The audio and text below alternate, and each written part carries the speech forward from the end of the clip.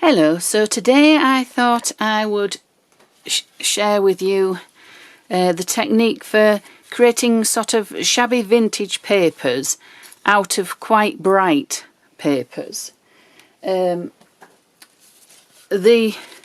papers on here were originally a lot brighter and more modern looking, and I've used various techniques to dull them down and make them look sort of vintage and distressed and time worn. To give you an idea, this is after they've been treated.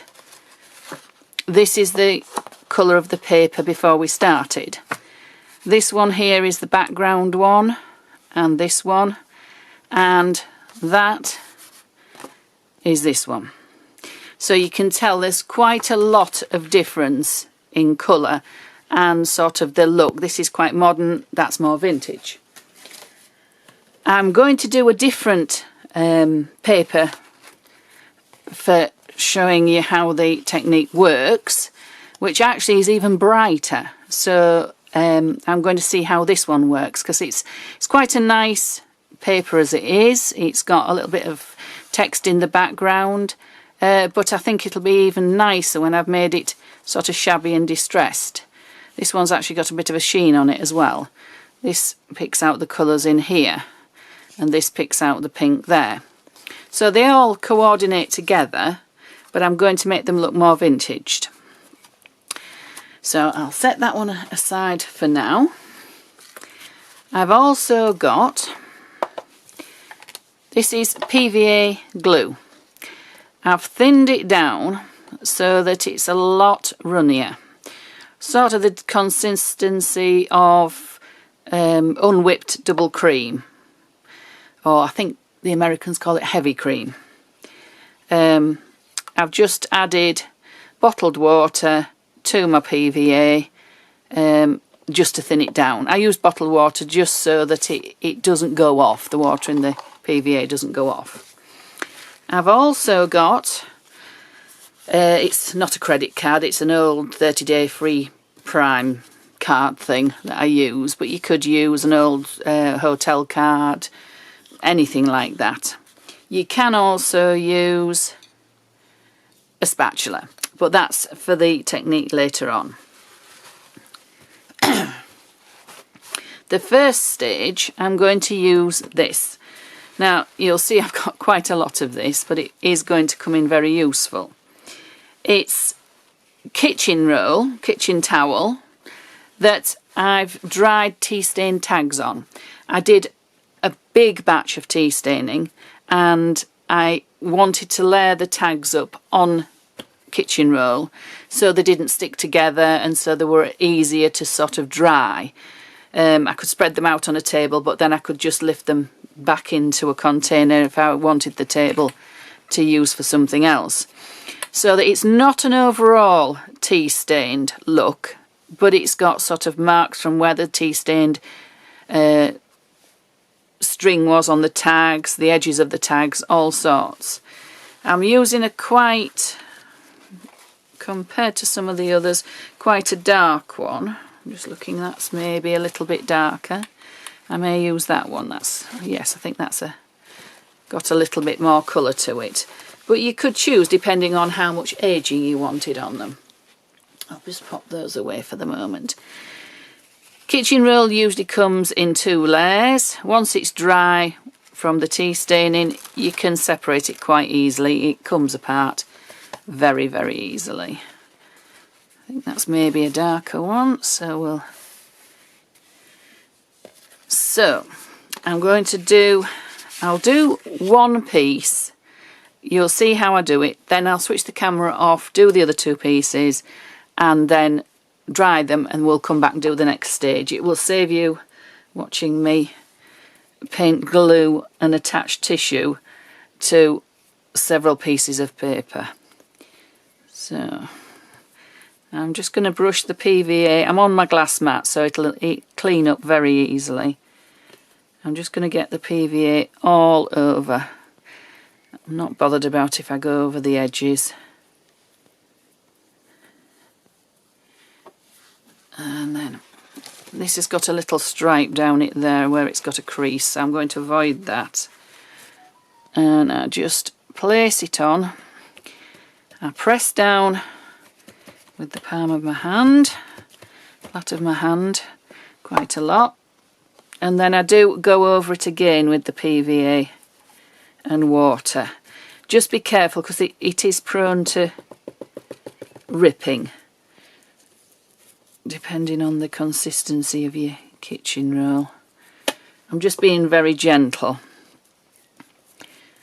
Now it's got creases, and that's what I want because that gives it texture. Once it's dry, you get the texture of the creases, which when we do the next technique, you'll see why that's a bonus.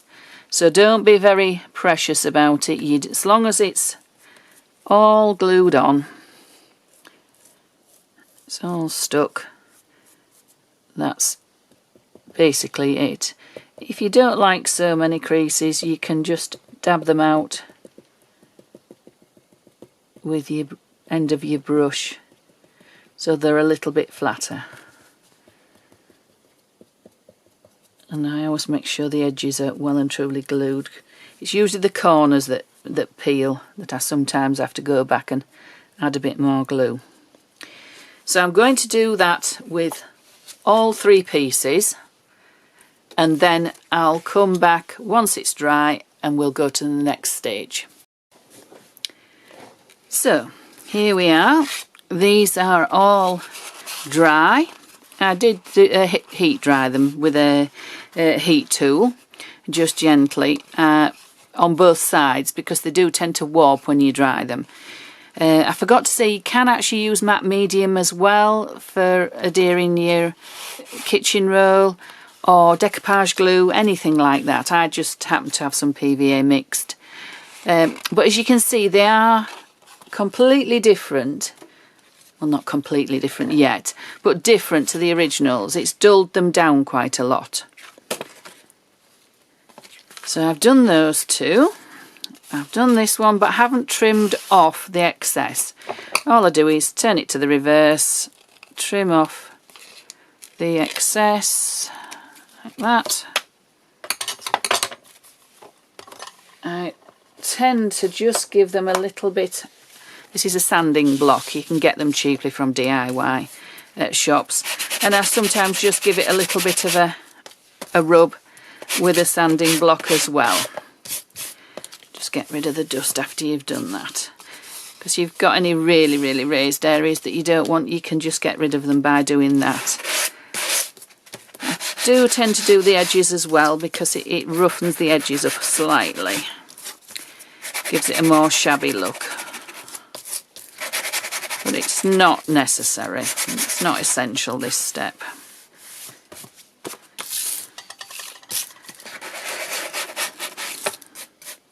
So you'll get little bits that come off like that, which is fine.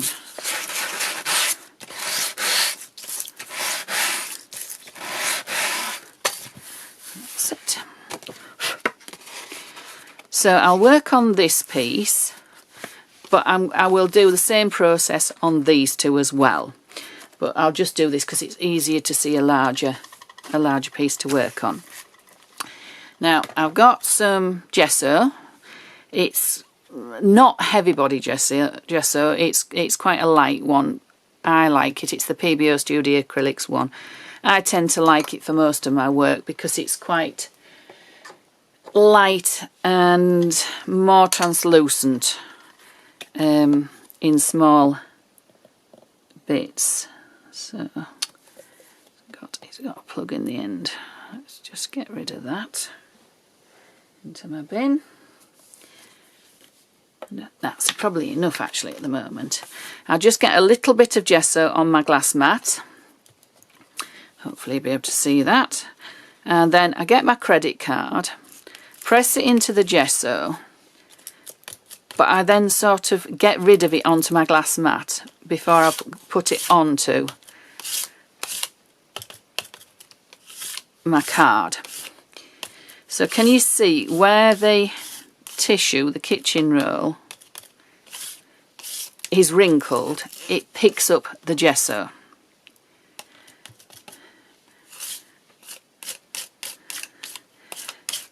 Some areas more than others. As I say, don't be precious about this, because you're going to do something else and you'll more than likely cover up any mistakes and big blobs. Now I come in from the side like this, so that the edge of my panel has got a white edge, because it almost gives it a border. It is quite messy and you get it all over your hands, but I don't mind getting messy. And you see, I'm not taking a massive amount of gesso to the page. I'm just building it up gradually.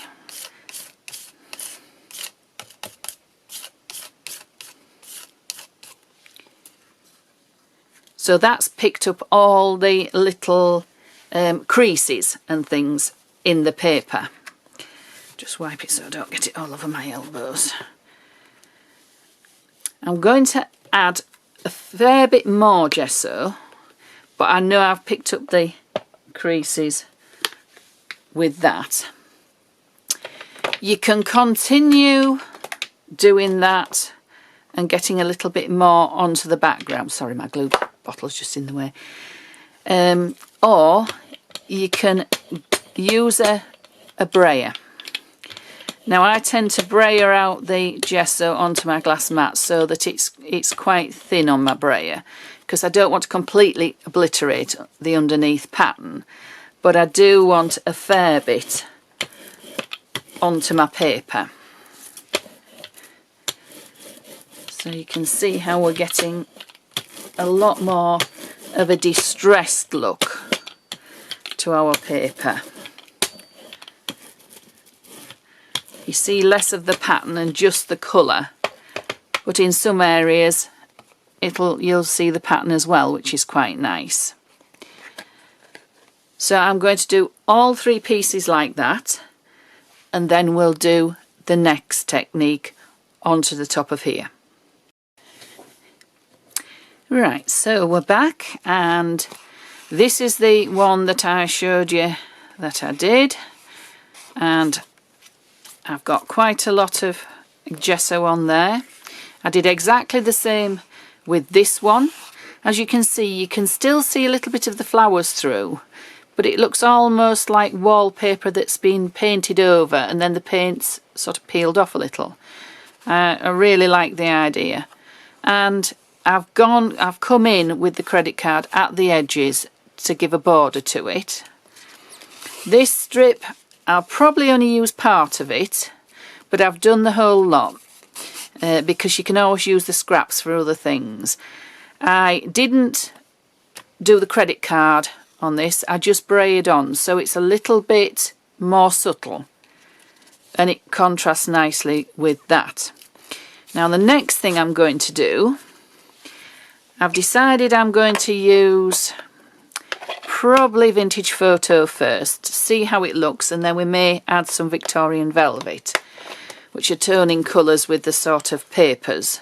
I could have gone with green because there's green in this paper, but I think the vintage photo will give it a more vintage look. I'm on my glass mat. All I'm going to do is squidge quite a lot of ink onto my glass mat,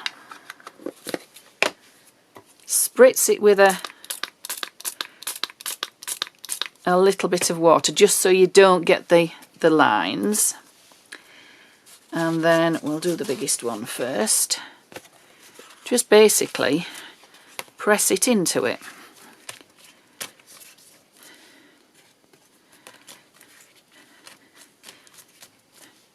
What we're doing is trying to pick up some of the colour onto some of the texture, but also into the background as well.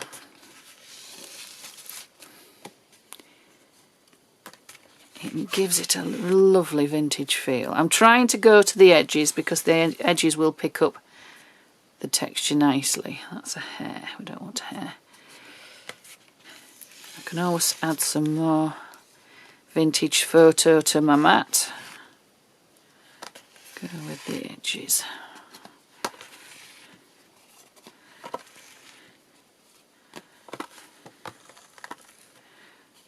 There's a fair bit that's picked up in areas. And what you can do, I don't mind if I get it on the back because this is going to be a card, so it'll be covered up.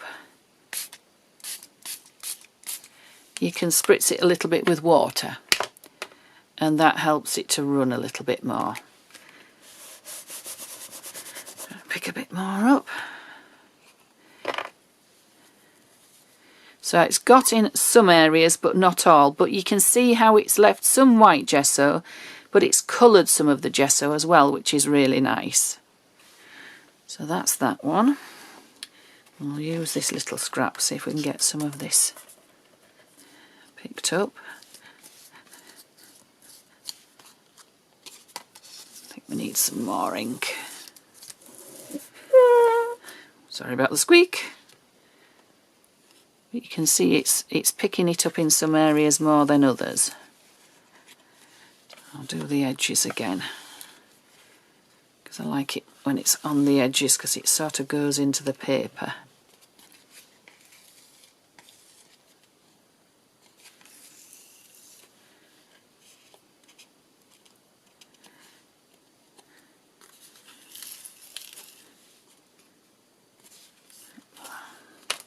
Right, we'll just mop that up, get a little bit more.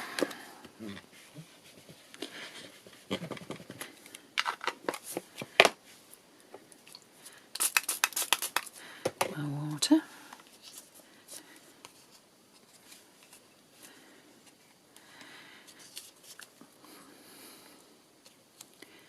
Depending how dry your gesso is, mine isn't completely dry.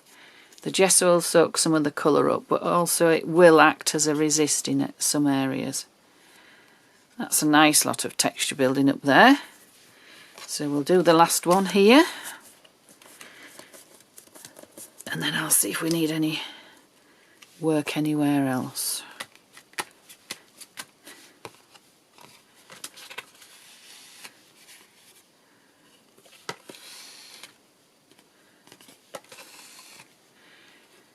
On the original card that I showed you, I won't get hold of it because I've got brown fingers, I did this with Victorian velvet, so it's quite subtle and pale, but because these are stronger papers, they can take a bit stronger colour.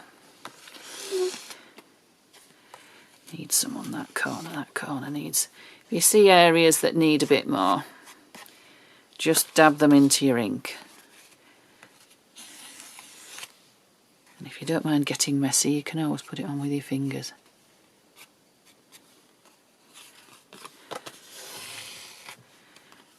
There we are. Right.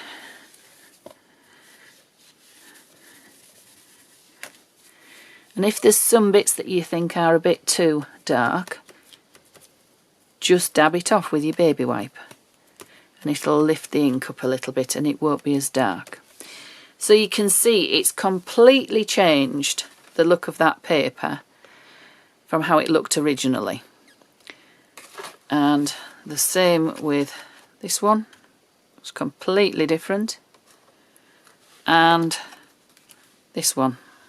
Move that out of the way so you can see. And that one. There was nothing wrong with the papers. They were lovely papers. But I just wanted to give them a little bit more of a different look. So I'm just dabbing a little bit of that off. I particularly like that one. If I wanted to, I could go back with Victorian velvet, but I don't think I want to. And I could actually go in again with another layer of white gesso, but I think I'm quite happy with how it is at the moment. I'll dry these and then I may ink the edges with Vintage Photo and a sponge. Let me see if... yeah, I think that'll just bring it in. It isn't quite dry, but you get the effect. I'll do this with all three panels.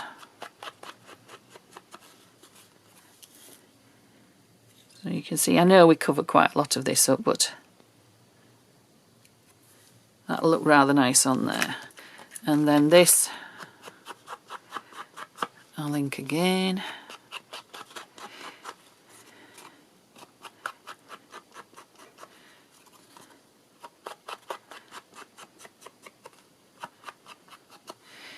As you can see, where I've got more of the browning, the gesso along the edges, because I said I was going to get gesso on the edges to build a frame, it reacts differently in areas and you get nice little nuggets of texture which show up. I better do this one as well, because I think this one will really benefit from having a border.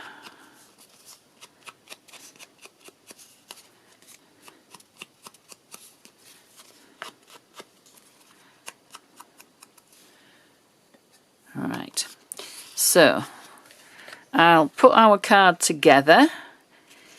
I forgot to mention at the beginning of the video that it's easier if you pre-cut your panels of card to the size you want for your greetings card before you start, because then you can do the bordering really easily. As I say, we maybe won't use all of this, but the portion I cut off I will use somewhere else, as I have with this one.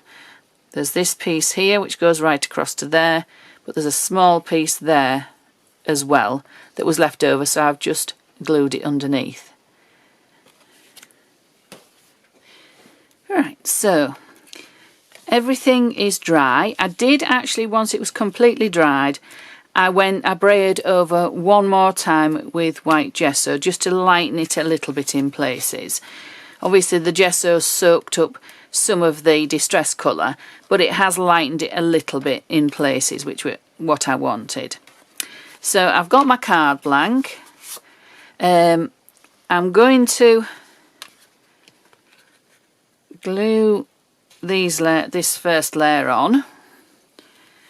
I'll just use PVA.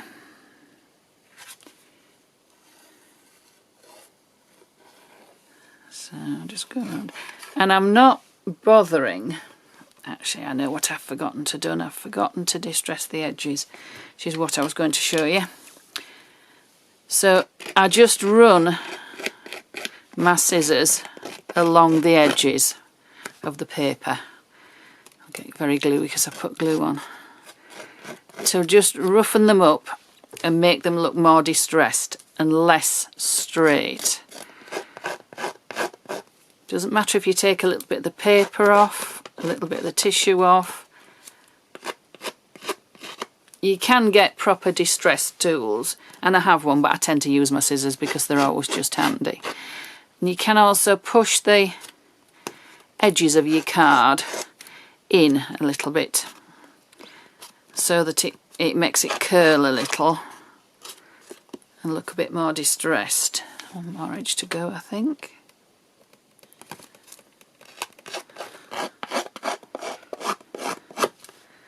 And I'll do that with all the layers. I've got to put a bit more glue on now.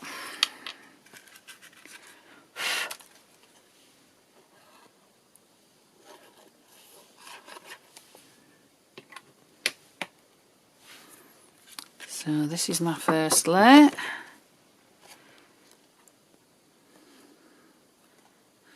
Not particularly bothered which way around it goes, not much of it shows. As you'll see, I've inked the edges of my card blank up with a combination of vintage photo and Victorian velvet. I put the Victorian velvet on with a sponge to set off with, and then I did vintage photo over the top, and the two combined match these panels quite well. So I'm going to just remember to distress this one before I put the glue on.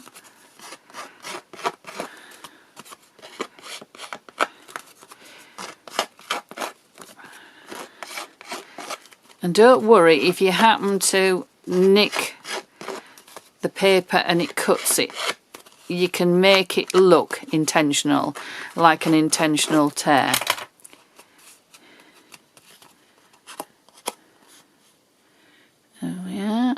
think we'll have it that way around. So I think because I'm going on to quite a lot of mediums, I'm going to use a little bit of 3D matte gel, because it will just slightly raise up my panel as well.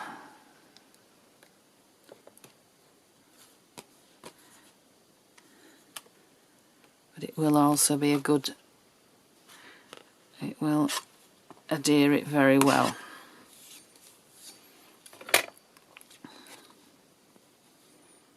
Around, I think. So we'll go centrally. It also gives you a little bit of wiggle room, does a 3D matte gel. There we are. So that's our second layer. Oh no, I remember what I was going to do. And this is the benefit of 3D matte gel. You can actually move things that you've put on. This is just one of the Tim Holtz tickets that I've done onto tea stained paper. And so I'm going to pop it between these two layers, just so it pokes out. There. There we are. I think this one's going to go here. Maybe that. Which way around do we want it? I think that way around. And this was the long thin piece, and I've actually cut it into two. So I think I'm going to put the two pieces there. But I need to distress the edges first.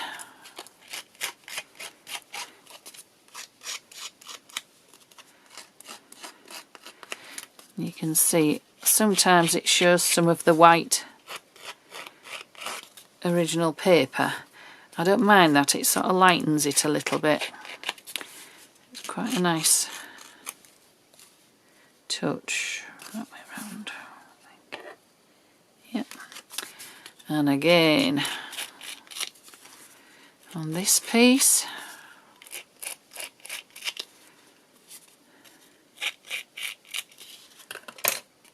I'm going to go there with that one.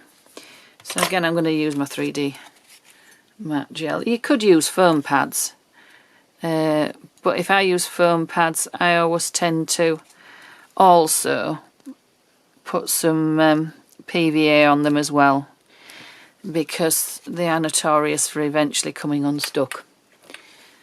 You could use hot glue. That would work just the same. That would be fine. So I'm going to line those up. I might overlap them slightly.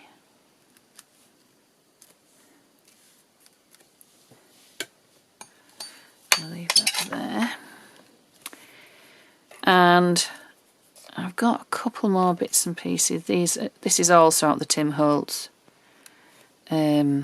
tickets. I think I'm going to pop that on there. That might just go with PVA. I can always add a bit of 3D gel if it doesn't stick enough with 3D with that PVA. So that's going to go there.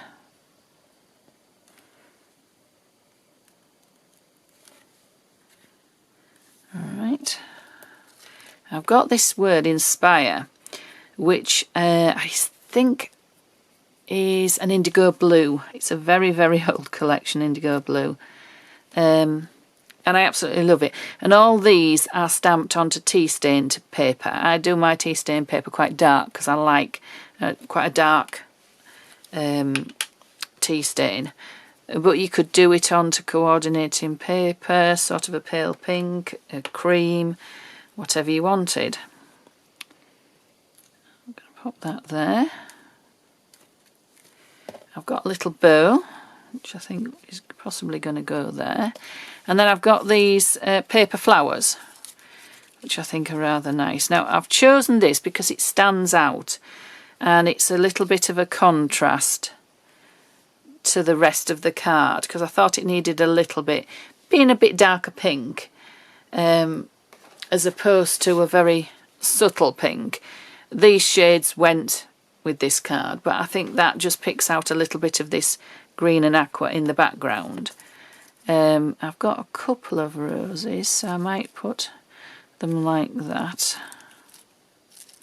Just playing with thoughts. Now these are the stems of the roses. Now in a previous life I was a florist, and what we used to do with wires that we'd coated with gutta percha was we used to get them and go around pens. I do paintbrush handles now because they're a bit finer, and it just creates a spiral which looks like a tendril of a plant, and they're quite nice just popped in occasionally in with your design. I think I'm going to die cut some leaves as well to pop in here, but at the moment I'm just going to stick those on. I can always add leaves later. The 3D gel does make things just curl a little, but I don't mind that so much. It's not a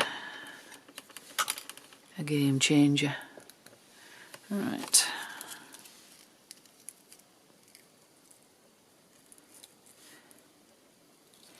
So I think we'll have that there.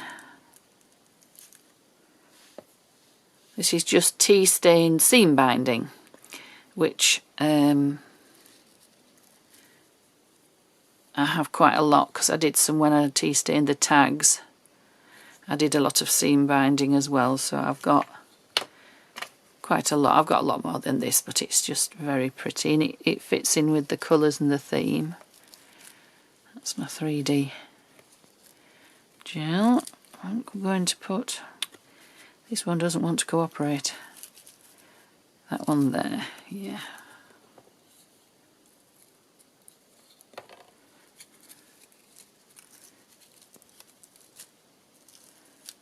That's two.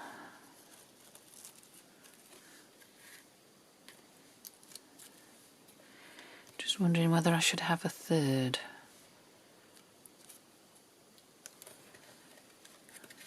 Traditionally, things are better in threes.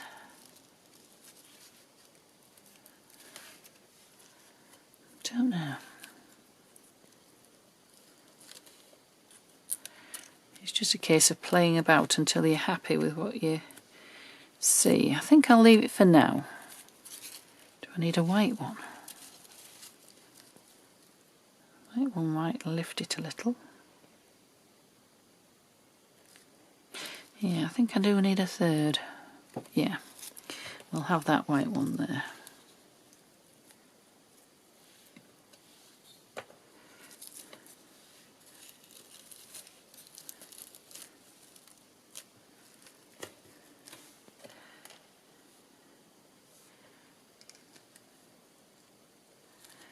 Yeah, and I'm just going to put a little bit of the 3D gel on the ends of these spirals, and then they will just go in wherever I wish.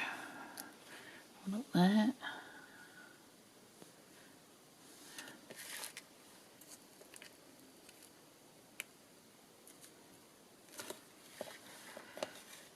Oh, this one I haven't wound yet. It's very easy, very pliable. You can have them as tight or as relaxed as you want, the spirals. I'll get some 3D gel mat, that's it. So got two there, we'll have one under here I think. Oh, maybe not over the word though. Oh, I don't know. There we are. Yeah, I don't mind if it goes a slightly... Oh, maybe there's better. That's better, yeah. Right. I'm going to die cut some leaves to go on there, but basically that's our card just about done.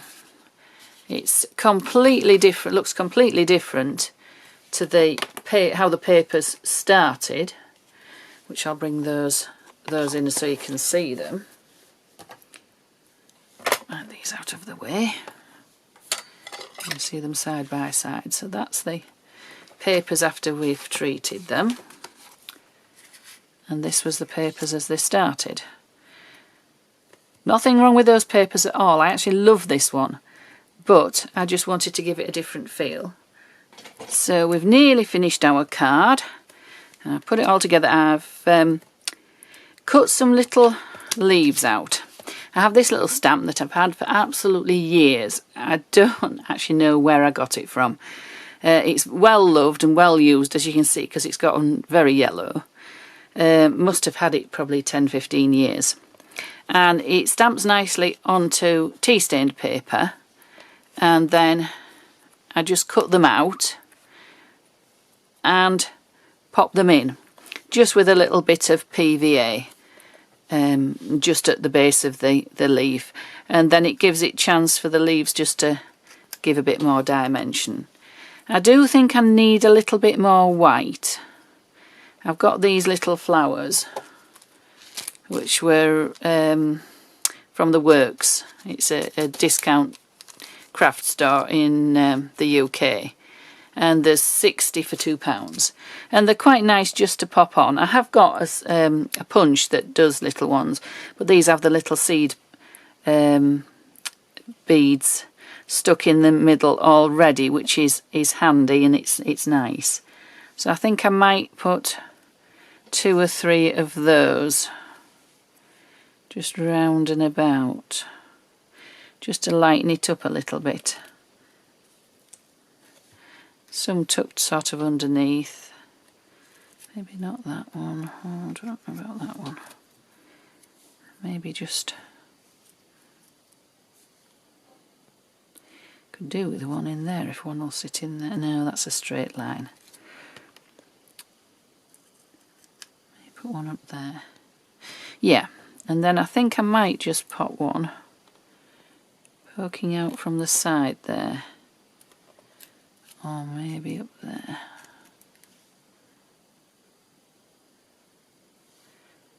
Or maybe even over here. Nothing like being indecisive, is there? No, I think I'll just stick with the 3. So I'm just going to pop those on with a little bit of PVA glue.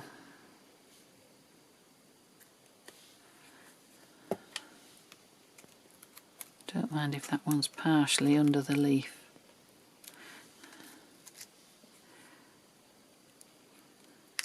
Oops. They're so tiny. I think I was going to go there. And then this one down here.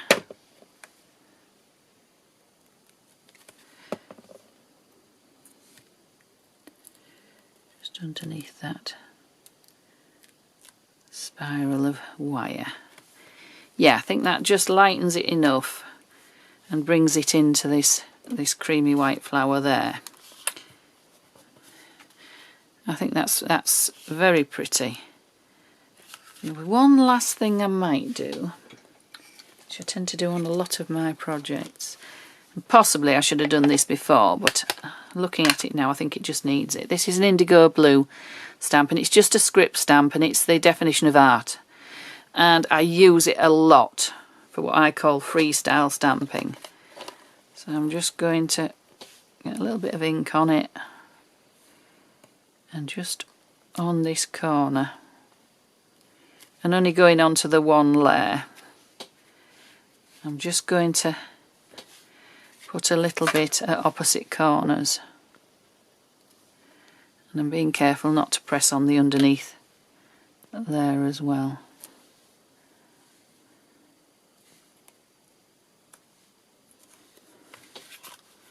Yeah, that just gives it a little bit of something. I could put a little bit here as well, just to emphasise that. I never know when to stop with this stamp. I love it. And as I say, normally it's preferable to do that step before you glue it all together, but I wasn't sure whether it needed it or not, so I didn't put it on till the last, but it still worked out well. So I think that's really pretty. A complete change, as I say, to how the paper started.